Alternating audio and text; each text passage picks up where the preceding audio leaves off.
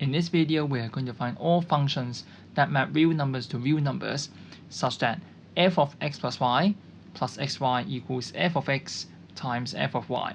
Before we move on, don't forget to give a like, subscribe to our channel, and turn on post notifications.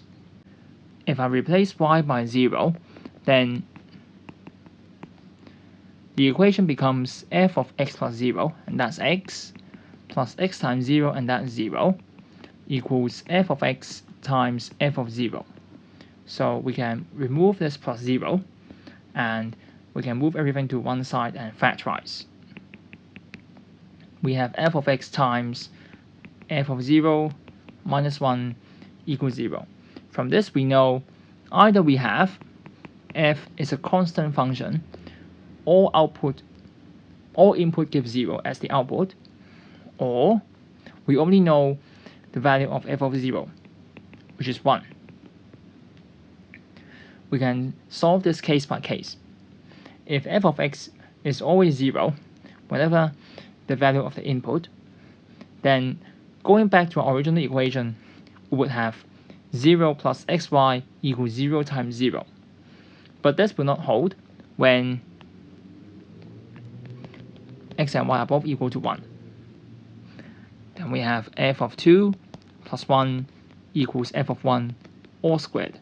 And we have 0 plus 1 equals 0. So here we have a contradiction. So that means the constant function cannot be a solution. Now if f of 0 equals 1, then I'm going to try put some numbers with x and y, each not equal to 0, but the sum equals 0. So that means we need to find some y that is equal to minus x. If I replace y by minus x, then f of 0 minus x squared equals f of x times f of minus x. So that means 1 minus x squared equals f of x times f of minus x. Now from this, if I replace x by 1, then at the left we have 0. Now at the right, we have f of 1 times f of minus 1. So now we have two cases. The first case is that f of 1 equals 0. And the other case is f of minus 1 equals 0. Now for each case, I can replace one of x or y as that number. Say for the first case, if y equals 1, then f of x plus 1 plus x times 1, and that's x, equals f of x times f of 1. So that means f of x plus 1 equals minus x, because f of 1 over here equal to 0. And from this, I can simply replace x by x minus 1. And this is one of the solutions, which is f equals to 1 minus x. Whereas for the other case, I can replace y by minus 1. So then f of x minus 1 plus x times minus 1, which is minus x, equals 0, using a similar argument.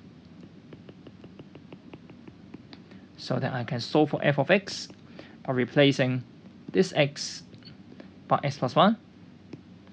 And so we have f of x equals x plus 1 as another possible solution. Now we can check whether they are really valid solutions. So we do some checking. For f of x plus y, for the first case, that equals 1 minus x minus y, and then plus xy, which is equal to 1 minus x times 1 minus y, which makes the equation to hold. So it's a tick. Whereas for the other case, for f of x plus y equals x plus y plus 1 plus xy, and that's x plus 1 times y plus 1. Again, I take, and so that means both are valid solutions. So this is the final answer. Please feel free to share ideas in the comments. Thank you for watching. See you next time.